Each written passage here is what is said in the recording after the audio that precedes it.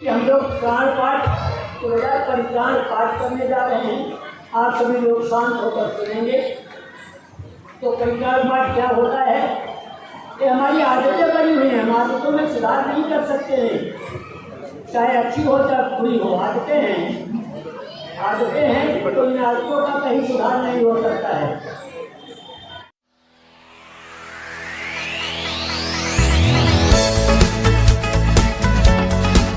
तो देखिए, जब परित्राण पाठ हो जाता है, हम लोगों की भावनाएं एक साथ जुड़कर के गूंज तैयार होती है, वातावरण तैयार होता है। फिर दिवंगत प्राणी के प्रति हम लोग दो बातें करते हैं। एक तो श्रद्धांजलि है और दूसरा क्या है? पुष्पांजलि है। श्रद्धांजलि और पुष्पांजलि, आप भी उन्हीं में से हैं तो ज़्यादा से थोड़ी नहीं। जब अपने बारे में कोई सोचने वाला नहीं है, सब देखा दुख करने वाली है। तो पुष्पांजलि और श्रद्धांजलि, मैं हर जगह जहाँ जाता हूँ, थोड़ा भी समय मिलता मैं मूल बातों की ज़्यादा चर्चा करता हूँ। तो श्रद्धांजलि और पुष्पांजलि, जैसे लोग शादी बरातों में जाते हैं, फिर फूल बिखेर कर चढ़ाते हैं, यूँ फैला देते हैं फूल। तो तुम फूलों की इतनी बड़ी बेइज्जती करते हो। तुम्हारी जब बेइज्जती होती है तो तुम्हें दर्द नहीं होता। फूलों ने तुम्हारे क्या बिगाड़ा है जो उनकी इतनी बड़ी बेइज्जती करते हो? तो पुष्प पूजा है, फूल पूजा है, बुद्ध की पूजा है, बोध पूजा है, पुष्प पूजा है, फलों की पूजा है, गीत की पूजा है, पुष्पांजलि बाद में होगी। इनकी जानकारी होनी चाहिए। पुष्पांजलि बाद में होगी। आपको किसी को जानकारी है नहीं, मान्यता है, मानते रहते हो, जन्म किया है तो करने लगते हो। तो इसी तरह से हम आप सबके लिए तो बहुत जरूरी है। श्रद्धांजलि क्या होती है, पुष्पांजलि क्या होती है? तो पुष्पांजलि जब तब दीजिए जब उसकी मूर्ति, तस्वीर, उसकी याद आते समय, अगर उसका कोई सद्गुण याद आ रहा है। सुनिए, हमें सुनिए, बात देखिए मत, मेरे एक शब्द पर गौर करना पड़ेगा। तो जब हम श्रद्धांजलि देते हैं, पुष्पांजलि देते हैं, तो उसको मूर्ति, तस्वीर, जो भी कुछ याद आ रहा है, उसके सद्गुण याद आ रहे हैं या दुर्गुण याद आ रहे हैं?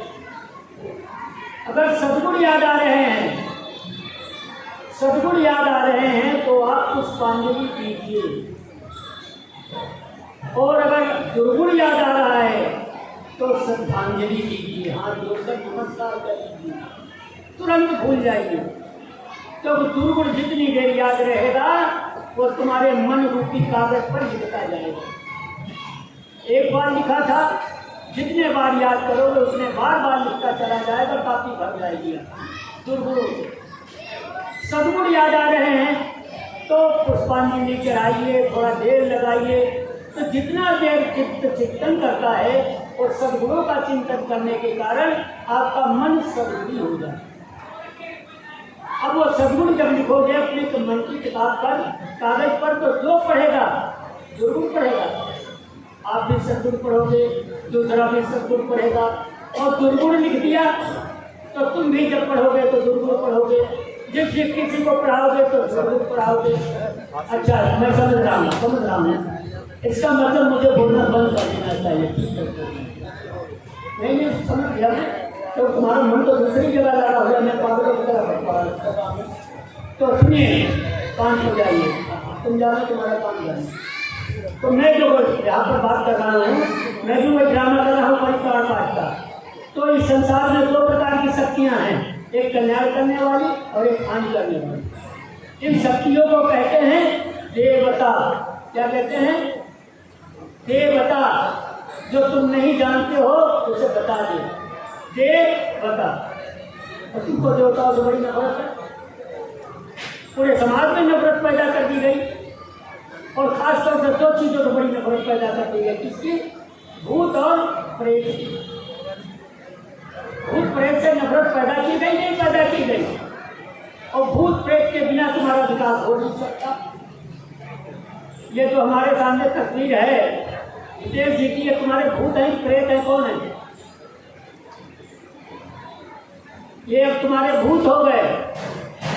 और प्रेत इसलिए तुम्हें प्रेरणा दे रहे हैं, तुम इनसे प्रेरित होकर के ही कुछ करोगे। तो इन्होंने जीवन में जो कुछ किया है, इनकी मूर्ति तस्वीर देख करके प्रेरणा करती है। तो ये हमारे अभूत करवा दिया गया।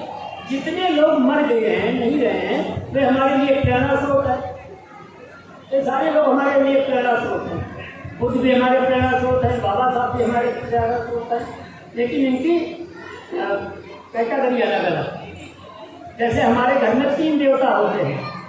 कौन कौन 3 देवता होते हैं? अब इसका मतलब यह है कि बात सुनी नहीं जा रही है, सही बात है। अच्छा, तो हम आप सभी लोग हाथ जोड़ करके प्रज्ञान पाठ करते हैं। आप लोग सुनिए या बात सुनेंगे, उससे भी कोई जरूरी नहीं। और सभी लोग हाथ जोड़ कर बैठना, उन्हें सुनना है। तो हम उन कल्याणकारी शक्तियों को आमंत्रित करते हैं, वे कल्याणकारी शक्तियाँ आए और आकर के इस मंगलकारी कार्यक्रम में अपना सहयोग प्रस्तुत करें। और आपकी जितनी भी पूर्ण राशि बनती है, उस पूर्ण राशि को उस दिवंगत प्राणी की पूर्ण राशि तक ले जाने के साक्षी हों। इस भावना के साथ हम उन शक्तियों का आवाहन करते हैं। आप सभी लोग शांति से होकर के जब हम साधुकार का इशारा करें तो उस समय आप 3 बार साधु साधु करके बोलेंगे। और 3 बार साधुकार तभी तुम्हारा सफल होगा जब उसकी गूंज पैदा हो। जैसे जयकारा की गूंज निकलती है, उसी प्रकार से साधुकार की अगर गूंज नहीं निकलती है तो उसका कोई परिणाम नहीं बनता है।